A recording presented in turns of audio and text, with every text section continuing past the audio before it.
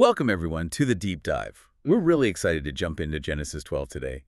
This chapter, it really feels like a huge turning point, doesn't it?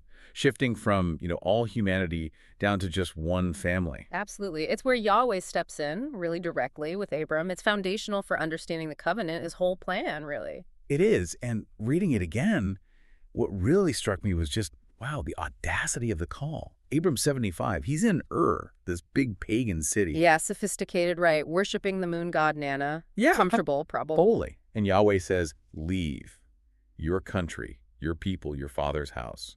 Go somewhere into the unknown. And he does it. I mean, his father, Terah, only got as far as Haran, another big religious center. But Abram, he keeps going. That always gets me. But what also jumps out are the promises. They were just huge. Oh, incredibly generous. I'll make you a great nation. I'll make your name great. And the big one, in you all the families of the earth shall be blessed. A universal part. Wow. It echoes all the way through, doesn't it? It really does. So let's dig into that first command. Go forth. The Hebrew lech lecha, you mentioned it has a deeper layer. Yeah, it does. Lech lecha. It's often translated go forth or go from your country. But a more literal sense is something like go to yourself or go for yourself. Go to yourself. What does that imply? Well, it suggests this isn't just about changing location. It's a profound journey, physical and spiritual. He's being called to leave behind, his entire identity tied to paganism, family, nation. And find a new identity rooted in Yahweh alone. Exactly. That leka, the for yourself, makes it so personal. It's an invitation to deep self-discovery, but tied completely to trusting Yahweh. A total redefinition. Wow. Okay, so it's this deeply personal, transformative call. And you mentioned Yahweh saying, I will make your name great. How does that connect to what just happened with Babel in Genesis 11? Yes, the connection is intentional, I think. It's a direct contrast. Remember Babel? They said, come, let us build ourselves a city and a tower, and let us make a name for ourselves. Right. It was all about human effort, human glory, building their own reputation. Purely human-driven pride. And the result, Yahweh scattered them, confused their language. Their attempt to make a name led to, anonymity and division. But here, Yahweh flips it. He tells Abram, I will make your name great. Exactly. The source is different. It's a gift from Yahweh, not human striving. And the purpose is different, too. Abram's greatness isn't just for him. It's so he can be a blessing. To all the families of the earth. It's Yahweh's antidote to Babel's scattering. It's the beginning of his plan to gather the nations back through this covenant, ultimately through Yeshua. That's a powerful contrast. Okay, so Abram obeys, he goes, and when he gets to Canaan, he starts building altars. Shechem, then near Bethel.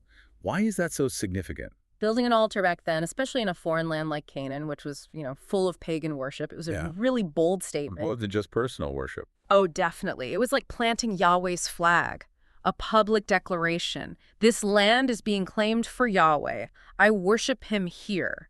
It was an act of witness, of communion, right there in the middle of it all. A public declaration of faith. Yeah. Okay. And then you pointed out something interesting.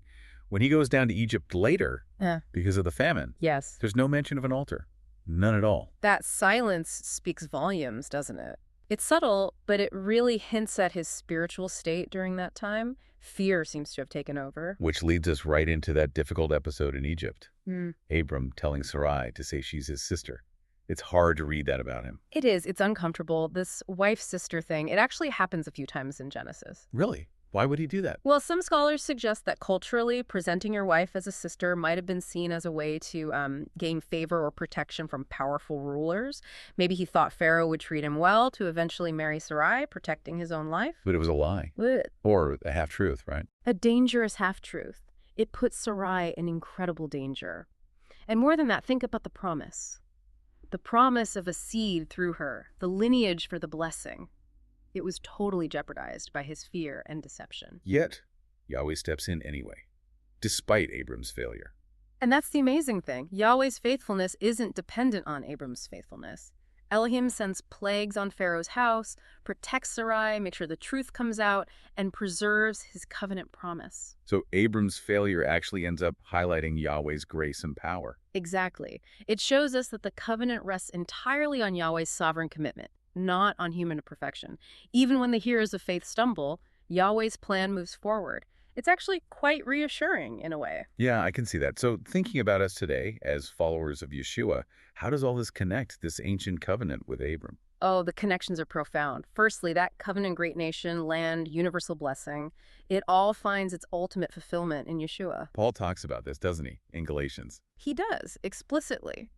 Galatians 3, Paul argues that the promise to Abraham and his seed, singular, refers directly to Christ, to Yeshua. So, through faith in Yeshua, both Jews and Gentiles become children of Abraham, heirs to that promise. So the blessing does go to all families of the earth through Yeshua. Precisely. It shows the plan was always universal in scope. And there's another layer, too, that pattern in Egypt. The Exodus beat, you called it. Yeah, think about the parallels. Famine drives them to Egypt. The seed Sarai here, later the nation of Israel, is in danger. Yahweh intervenes with plagues against Pharaoh. They leave Egypt, often with wealth. Wow, that pattern does repeat. It sets up this theme of Yahweh as the Redeemer God who rescues his people from bondage. And Yeshua is the ultimate fulfillment of that pattern. Absolutely. He's the ultimate deliverer, rescuing us not just from Egypt, but from the bondage of sin and death, leading us into the true promised land of relationship with Elohim and the new creation. The New Testament writers constantly draw on this. Hebrews praises Abram's faith, looking for a heavenly city. Acts recounts his call. Paul uses him as the prime example of faith. Right. Justification by faith in Romans 4. And even Luke's genealogy traces Yeshua back through Abram. It's all interwoven. It's amazing how it all fits together. Okay, so bringing it down to our lives today. Yeah. What are the takeaways? How do we apply Genesis 12? Well, first, I think there's the courage to leave your whatever that represents for us, comfort, security, maybe even old ways of thinking or living that aren't aligned with Yahweh. So it's a call to prioritize him above everything else, even when it's scary or uncertain. Exactly. It takes real faith, courageous faith, to step out trusting his plan over ours. We all have an we might need to leave. That's challenging. Yeah. What else? Then there's acknowledging Yahweh through worship. Like Abram's altars, they weren't hidden. Our lives, our actions, our words, they should be like public altars, declaring our devotion to him daily. Not just a Sunday thing, but an everyday witness. Right, a consistent communion and obedience that's visible. And thirdly, building on the Egypt story. Trusting in Yahweh's unwavering faithfulness. Yes, Abram messed up. We mess up. But Yahweh's promise, his covenant love, his plan for us in Yeshua, it doesn't depend on our perfection. It rests completely on his character, his grace. So even when we falter, his plan for us holds secure. That's incredibly hopeful. It really is. It magnifies his grace and gives us such assurance. Wow, Genesis 12 really is packed. It starts with grace, it's sustained by faithfulness, and it points directly to Yeshua and the blessing for everyone. What a foundation. It truly sets the course for the rest of the story. It's been great diving into this with you. Likewise. And thank you everyone for joining us for this deep dive. We hope you'll come back as we continue exploring Yahweh's Word together. As we wrap up today's study, let's pause and reflect on what we've learned and receive the blessings of Yahweh.